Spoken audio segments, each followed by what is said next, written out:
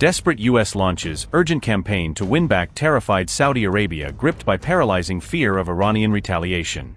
Trump unveils dramatic new approach after scared Saudi abruptly bans U.S. troops from critical military bases. Are fearful Arab states forcing Trump to abandon war plans after Iran's devastating UAE missile strikes? U.S. Navy unveils entirely new operational plan after Iranian pressure forced abrupt halt to Hormuz guide mission. Did Mojtaba mastermind Hormuz mission collapse within just 36 hours through brilliant calculated threats? Is Iran's iron grip over Hormuz brutally dismantling decades of U.S. Middle East strategic dominance? Does Saudi leadership prioritize paralyzing Iranian retaliation fear over fading U.S. security promises? Saudi Arabia and Kuwait have lifted previous curbs on U.S. military access to their bases and airspace, easing a major constraint on American operations, according to reports in the Wall Street Journal. This reversal removes a key obstacle for Donald Trump's Hormuz Shipping Guide initiative, making it technically feasible to use regional airfields, fuel supplies, and command nodes for the operation. U.S. officials told the Wall Street Journal that Washington is now actively considering restarting Project Freedom, examining how to resume the efforts without triggering fresh friction with Gulf partners. Pentagon officials indicated the operation could resume as early as this week, pending coordination with Saudi Arabia, Kuwait, and other Gulf allies on flight paths and security arrangements. The operation depends heavily on access to Saudi and Kuwaiti territory, airspace, and military infrastructure, including radar coverage, refueling support, and overland transit corridors. The development comes just days after Riyadh briefly limited cooperation over Project Freedom, marking a sharp but short-lived pullback in the long-standing security relationship. The dispute exposed one of the most serious strains between Washington and Riyadh in recent years, highlighting differing risk tolerances in the evolving Gulf crisis. Riyadh was alarmed by a series of targeted attacks on shipping routes and oil infrastructure in the United Arab Emirates, which raised doubts about the reliability of U.S. protection. Gulf leaders also grew uneasy after U.S. officials described Iran's attacks as low-level harassment, a framing they felt downplayed the real-world economic and security impact. Saudi leadership feared Washington was underestimating the seriousness of the threat, particularly in the context of global energy flows and regional stability. The rising tensions triggered urgent calls between Donald Trump and Mohammed bin Salman, as both sides tried to restore working alignment behind the scenes. Saudi officials said MBS directly informed Trump about restricting U.S. military access to bases and airspace, using the move as leverage to force a pause in the initiative. According to officials, Trump agreed to pause the project after consultations with Gulf leaders and regional mediators, seeking to rebuild trust before resuming the operation.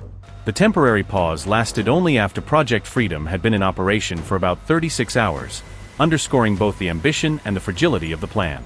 Washington is now reassessing how to restart the mission in a way that reassures Gulf partners while avoiding steps that could trigger a wider military escalation in the Strait of Hormuz.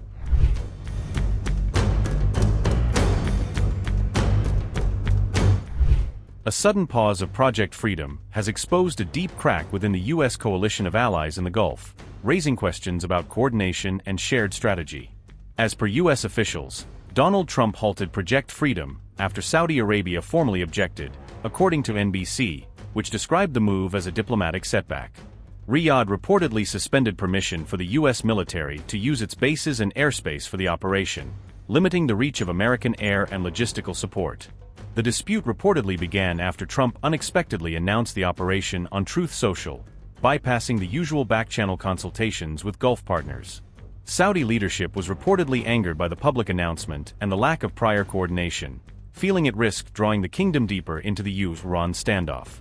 In response, the kingdom informed Washington that U.S. aircraft could no longer fly from Prince Sultan Air Base, a key hub for regional operations. The restriction created an immediate operational crisis for the Pentagon, which had relied on Saudi facilities to stage airlifts, surveillance, and command assets. Even a direct phone call between Trump and Mohammed bin Salman reportedly failed to resolve the issue, underscoring the depth of the disagreement. The move looks like Riyadh's effort to avoid being dragged into another open U.S.-Iran clash, while still preserving its broader security ties with Washington. The setback for Trump came shortly after Tehran launched missile and drone attacks toward the UAE, heightening pressure on Gulf states to recalibrate their alignments.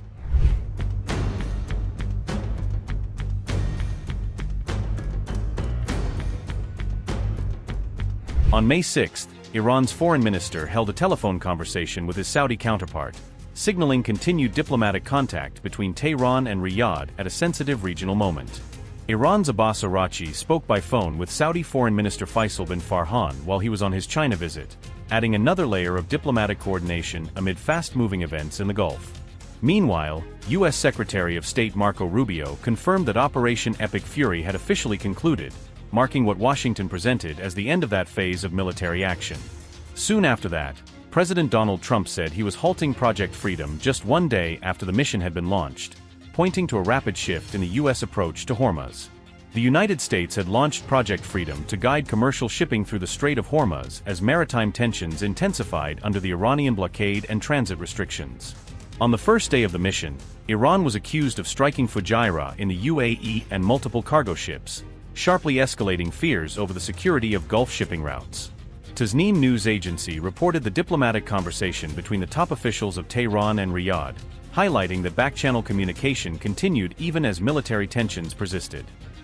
Tasnim news agency reported, and I quote, Syed Abbas Araghchi, the Minister of Foreign Affairs of our country, who is in Beijing to meet and consult with Chinese officials, had a telephone conversation with Faisal bin Farhan, the Minister of Foreign Affairs of Saudi Arabia, this Wednesday afternoon. In this conversation, while examining the latest trend of regional developments, the parties emphasized the continuation of the path of diplomacy and cooperation of the countries of the region to prevent the occurrence and escalation of tension. Unquote. The phone call came just a day after Saudi Arabia reacted to the latest reported attack on the UAE, underscoring how closely regional diplomacy is now tracking developments around Hormuz.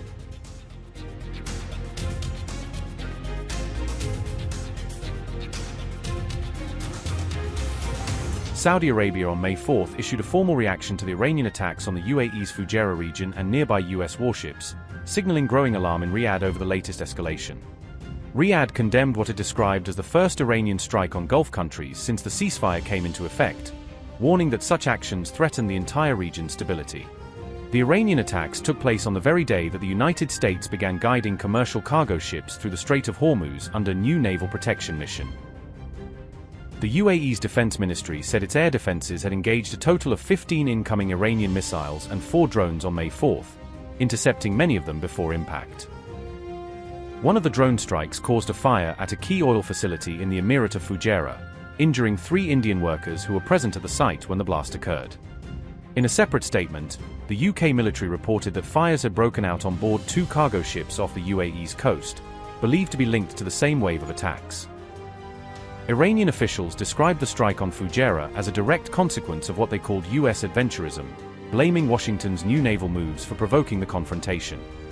Sources speaking to Iran's state broadcaster IIB said the attack was the product of US adventurism for illegal passage of ships, accusing America of trying to force its way through Hormuz. Iran's navy also confirmed that it had fired both missiles and drones at US warships that were approaching the Strait of Hormuz as part of the new American escort operation. Saudi Crown Prince Mohammed bin Salman held a phone call with the UAE's president after the attacks, in which the 2 leaders discussed the situation and coordinated their response to Iran's actions.